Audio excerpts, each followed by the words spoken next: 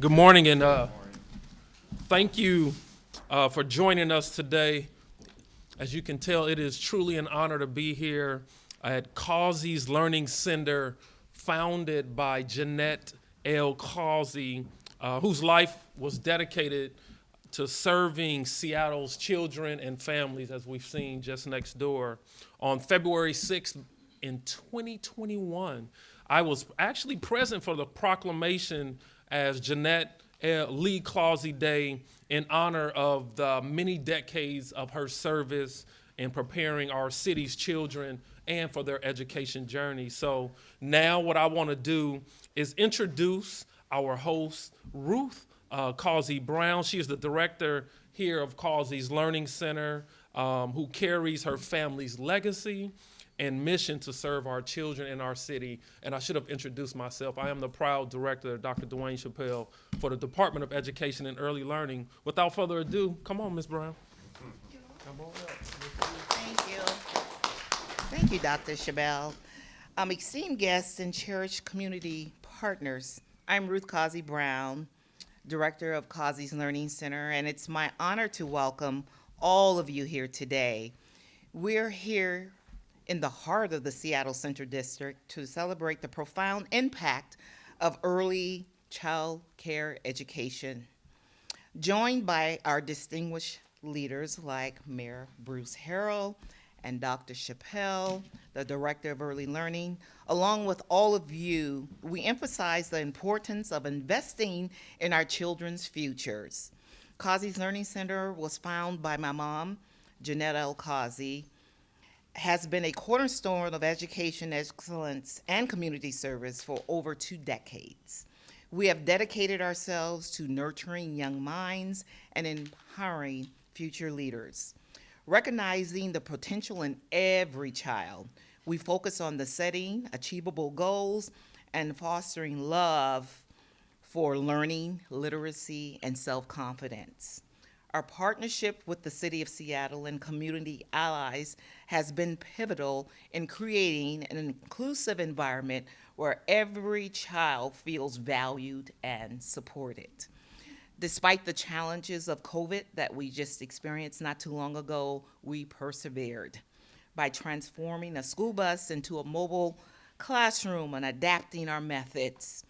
We ensure that no child misses out on essential learning experiences. Looking ahead, we remain committed to our mission. Together with our city leaders and partners, we'll continue to provide high-quality education, empowering every child in Seattle to reach the full potential. Thank you all for your unwavering support and dedication to our cause. Together, we'll build a brighter future for generations to come. Thank you.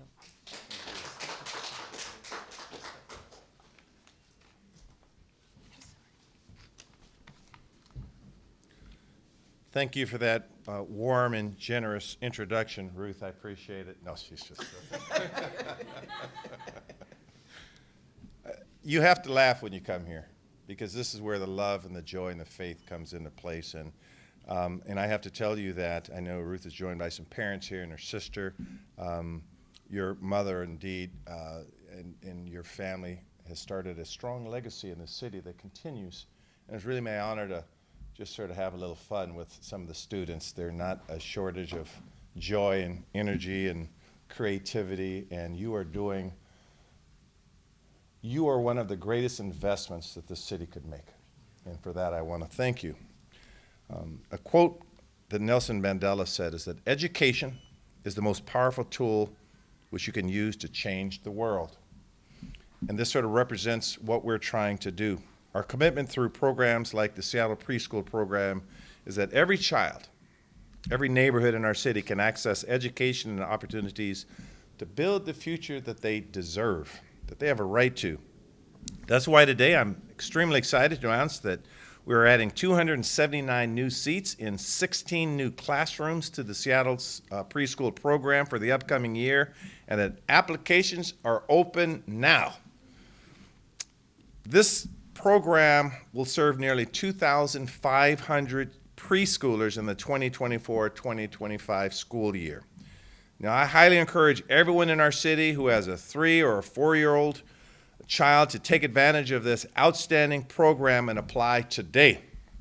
We're exceptionally pleased that the Seattle Preschool Program, I'll refer to it sometimes as SPP, received a gold medal ranking by the National Institute for Early Education Research for the 2nd year in a row.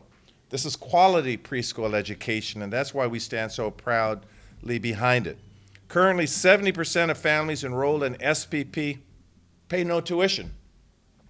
73% of SPP families enrolled this year are from communities of color. So I also want to extend my gratitude, particularly to the teachers and the administrators who are helping our children learn important, not just sort of their academic skills, but their social and emotional skills that will serve them as they enter kindergarten and begin their academic journey, which will be for the rest of their life. It is the strongest foundation we can invest in. This commitment to our youth is exemplified here by Causings Learning Center, and that's exactly why we chose this location today. Not to criticize the other ones, I'm just saying it's sort of across the street from another institution that's near and dear to me as well. And I believe your sister attended Garfield too, if I'm not mistaken? Okay, so.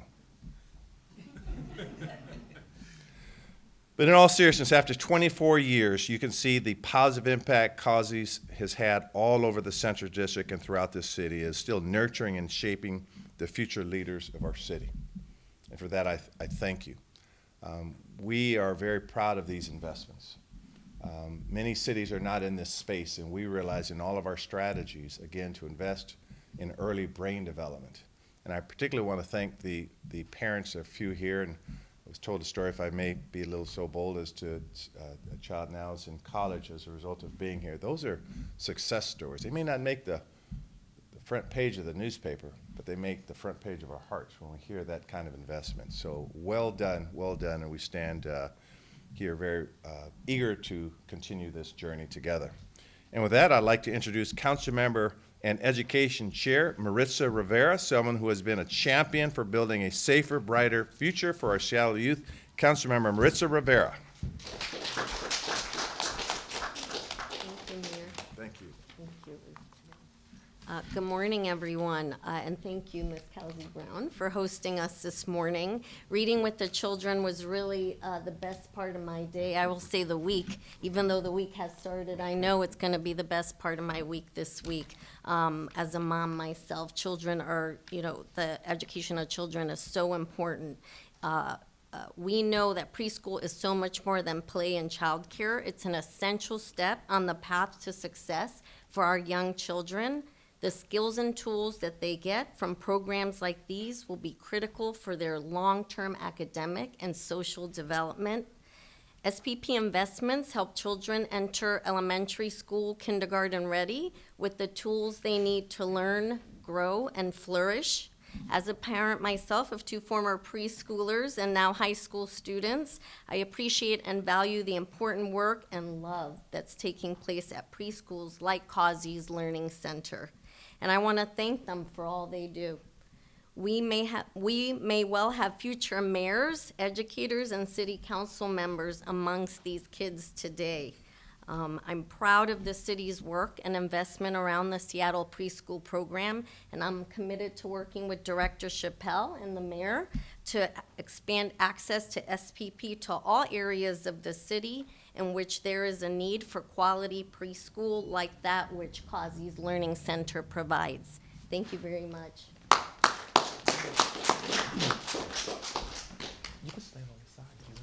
Thank you, Councilmember Maritza.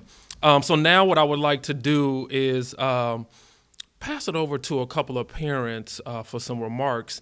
And before I do, I just want to say I know that Director Ruth and her teachers here at Causings are also committed to making sure that all of our Seattle's children have an opportunity to learn, thrive, and prosper. And we have a couple of parents here, Christina and Carlos, that are going to come up and share a little bit more about their child's learning experience. So please come on up.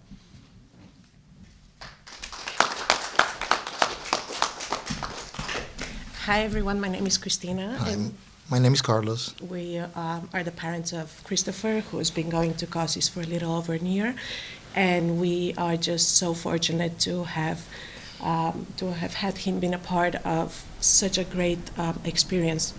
His learning and social skills have truly improved, and thanks to SPP and CASIS, we've seen such an amazing growth in his just the way that he's developed. Thanks to SPP and CASIS, we've seen our child thrive, and we've just been extremely fortunate to have sent him in a safe environment at CASIS. So we're very happy that he's here. Thank you.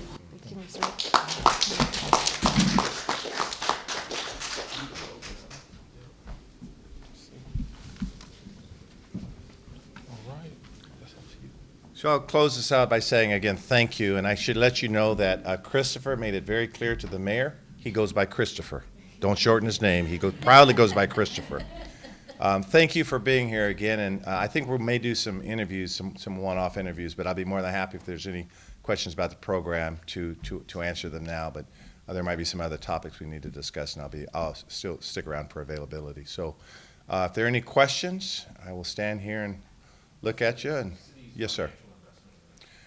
Our cities are, and we have a levy coming up next year that we're already having preliminary discussions. Our current investment, Director Chappelle, can you answer that one for me? I don't want to ballpark it. So so we've been partnering with CASI for quite some time. We just even I think last year helped with the renovation of the play area out front. For specific numbers, I can circle back with you directly what those are. But for what you're announcing today, the expansion, I mean, what are we looking at here? We're looking at, for expanding, we'll be expanding to approximately 279 students for this upcoming year. Excuse me. And 70% of those are served by students of color. But the specific number, I can get those to you because I want to be exact with that for you. How many of these classrooms are for bilingual students? So it's interesting that you asked that question because we care deeply to make sure that students' language is represented within their preschool sites that they are. And we have quite a few number of sites that have multiple languages that are spoken. Again, I don't have the specific numbers offhand, but I can get them to you and definitely get it back to you. You may recall we did a specific announcement several months ago about the language immersion program and try to provide data, so we'll get that back to you. Yes? Can you explain how this expansion might help the early education crisis we've seen through the pandemic, whether that's through learning or behavioral issues? Yeah, I'll take a shot at that. So you may recall I sort of alluded to the fact in my earlier remarks that the city of Seattle has not always been in this space of pre-brain development. And under current Deputy Mayor Tim Burgess, when he was on the city council, many of us, I joined him, took tours across the country to see how we look at some of the effects of perhaps poor brain development or poor social and emotional skills later in life, realizing the data was overwhelmingly clear that 0 to 4 kids sometimes get behind, and we wanted them all to be reading proficiently by the 3rd grade. So the data was clear, and we decided to enter into the space now for many years. And we used some of the sweetened beverage tax to set up some of the one-time funding to make sure we were rocking and rolling, so to speak. So now this is a sustainable program and will continue to be. And so again, we think that, again, when we talk about some of the problems we see in the city, we can go upstream, we can go downstream and address the immediate problems. That could be not such a good thing because we're reacting to some of the problems. This is about as far as upstream as we could go, this coupled with prenatal care. So this is, again, one of our upstream strategies, make sure each child could reach their potential, and we think it's one of the greatest investments that the city could make. Okay, with that, I'm going to close. Yes, David. It says 16 new classrooms. Has the location of all those classrooms been identified and providers? And are you running into troubles with staffing at all? Because I know that's been challenging. We do have those locations, right, Leilani? Yes, we do have those locations. Again, we have them specifically. We can get that directly to you. And as far as staffing, as you know, staffing is something that we want to make sure our providers have the resources to take care of. And there are some sites that are looking at alternative ways to make sure that young people have what they need to be served. So I can share more a little bit about that to you when I give you back the specific sites as well. Okay, thank you for being here this morning, and let's have a great week. All right, thank you. Thank you.